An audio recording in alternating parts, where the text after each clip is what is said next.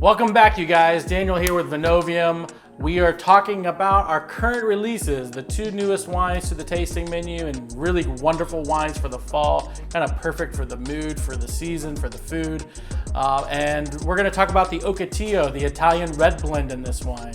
And Ocotillo is a native Texas plant. If you've never seen Ocotillo, we have a couple planted here on the property. You should Google it.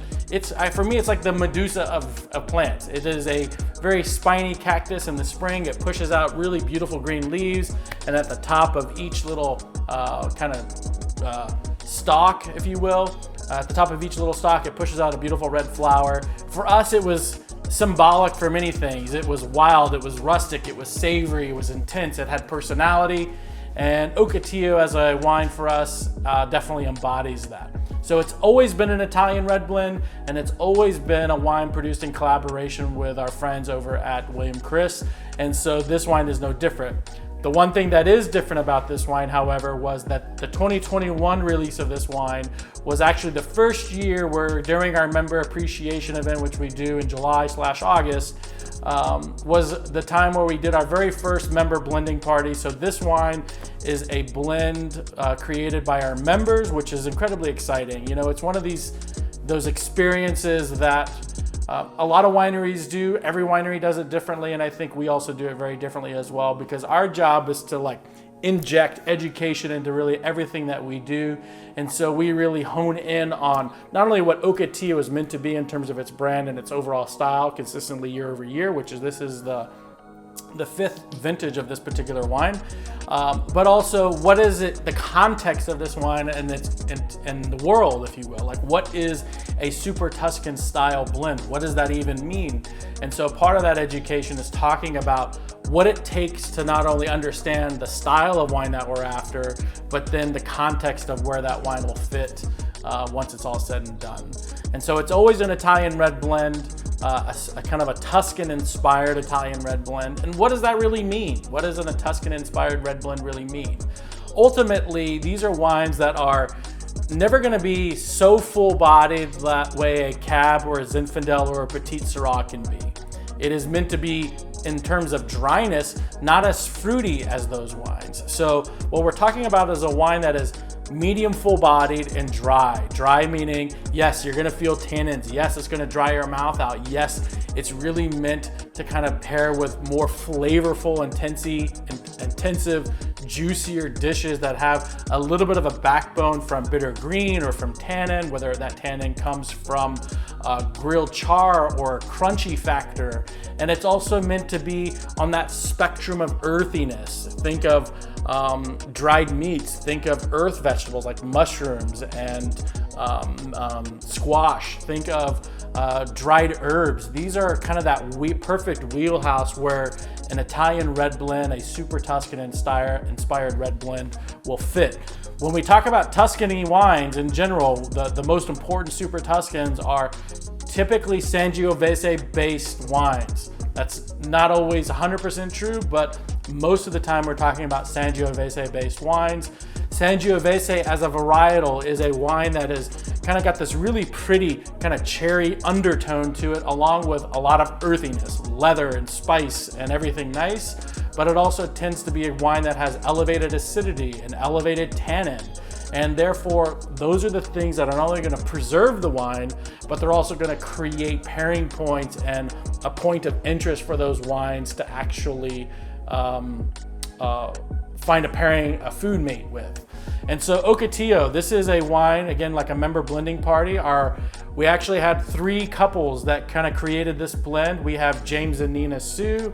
We have Amy Druin and her husband. We also have Amy and Rob Harper. And funny enough, what ended up happening is they each created their own blend. They had consensus, and then literally what we did is we smashed both of those blends together and created this blend. And so this blend is a 45% Montepulciano, a 35% Sangiovese, and a 20% I think that math is right, at 20% Aglianico. And so it's kind of a really wonderful expression of Italian fruit. And then the kicker here is that this wine is 100% Texas Hill Country fruit from a vineyard called Uplift Vineyard, kind of in Burnett County, just north of us off of Highway 281.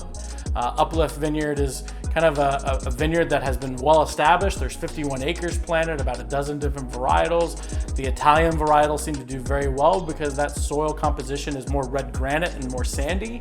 But there's other varietals there planted as well, like Petite Syrah and Cab and some white varietals. But the Italian varietals seem to do quite well. So we're gonna do a tasting of this wine. Hopefully you guys can come try it soon if you've not had it already, and we'll go from there. So we're about to do a tasting on the Ocotillo. Again, it's a 45% Montepulciano, 35% Sangiovese, 20% Aglianico from Uplift Vineyard in Burnett County, 100% Texas Hill Country fruit, 2021 vintage, produced in collaboration with Tony Offel at William Chris Vineyards. All right, so let's give it a smell.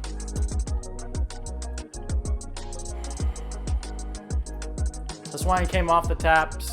You know, most of the time we do these videos, they come right off the taps. We're not opening bottles. I find that the wines, once they're put in bottle, they actually improve. You know, the wines in keg are in an oxygen-free environment, so when we fill the bottles and then we crown cap them, a little bit of oxygen gets in the wine. It creates a little bit more of cohesion between the aromatics. So I try to tell people when they get wine right off the tap, make sure to swirl it, because you go from an environment that's not only a lot of liquid but no oxygen, things tend to shut down, they become muted, and so that oxygen creates a really nice lift to the wine as we kind of smell it. Okay, it's exactly as I describe it, in the sense that it is a little bit of fruitiness on the back end. It's like baked cherry pie, a little bit of rhubarb kind of character, but very soft background fruit, red fruit, cherry, tart fruit, pomegranate kind of character. Definitely on the periphery, almost in the back seat of the car. And then what's driving is this intensity of earthy character. And then the passenger seat is a little bit of oak, a little bit of kind of that earthy fruit, meaning mushrooms, a little bit of fennel, a little bit of dried herb kind of character. But that earthiness that's a little bit more leather and worn and a little bit like horse saddle, even though that may sound weird, is definitely the star, which is very Sangiovese, very Montepulciano as well. The wine is, you know, it's not opaque. I mean, you can see through it. It's got a medium kind of cherry color to it. Again, it's got a lot of extraction for Sangiovese. Most of that color is coming from the Montepulciano. And so it's nice to see that character come through. You know, it is 45% Montepulciano. So the Monte by itself was, I think, pretty much almost a red violet opaque wine. The Sangiovese kind of dilutes the color a little bit, but it gives you a whole host of aromatics that Montepulciano just doesn't give you. Yeah, it's spicy, it's racy, it's got a very masculine kind of edge to it. For me, it's really a really pretty wine, really aromatically rich and complex.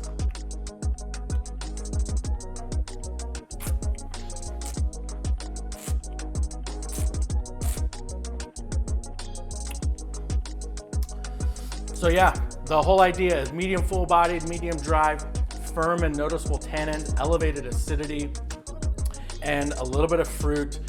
Italian wines tend to have a bitter tinge to them on the back finish, Italian grapes, I mean. And so you kind of get all of those things. A really pretty expression. Ocotillo has always kind of been kind of this wine. It's always been that body, that style, that level of fruitness. This wine, I think, is a little bit fruitier than previous vintages, but it's still quite nice. I think that it's a little bit more approachable in its youth. I think as the wine ages, the tannins are gonna mellow. Hopefully the fruit will keep up with that, because I think if those tannins soften and the fruit is still as prominent as it is today, the wine is just gonna get better and better. There's a nice richness in the mid palate. It doesn't fall short texturally across the palate. And again, it's like, what do I pair to this? This is my medium rare steak wine. You know, this needs kind of a either gamey meat, whether it's venison or pheasant or something like that. It needs kind of medium rare beef, something that has a little bit of a sanguine kind of character to it, with a heavy char to pair tannins with bitterness from the char. And it also needs something green and bitter, like an herbal component, whether that's a broccoli or an asparagus or a spinach or a kale or whatever it is. It needs something there that has a little bit of a bitter herbal kind of tone to it. And then the thing that really is going to set the pairing over the top with this wine is a creamy note. Something that's gonna, this wine is very muscular in the sense that, muscular is not the right word. Muscular for me would be a very broad, very strong, a very muscly kind of wine. It's got an intensity and strength.